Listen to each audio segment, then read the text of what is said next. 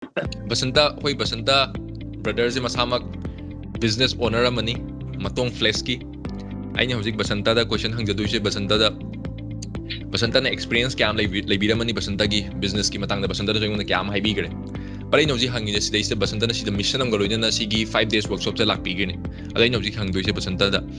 Basanta na laiba mission Basanta na sidagi lawge kana ba lawge na khaliba mission do Basanta da taseng maki adugi kana ba do somewhat fangaba nantraga fangdabra nantraga na sigi pochina Basanta da future da or present da Basanta da taseng maki sigi 5 days workshop se attend to them help oigani khanbra nantraga oi viroi khanbra have to taseng na transparent am thambiyu mayam na su khangbi na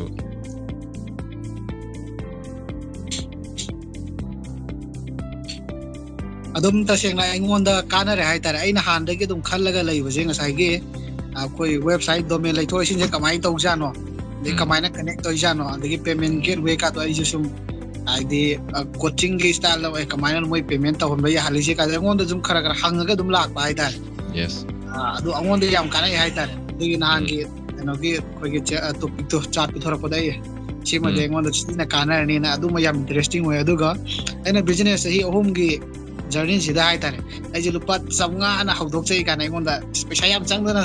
hawjai gai khanjara laine yes ado yes sikauda husiki knowledge mu sarna takpiri ba myam de khangab dargadi sidagi hena shape tawba myam ama jomu yawra ma tare pisa de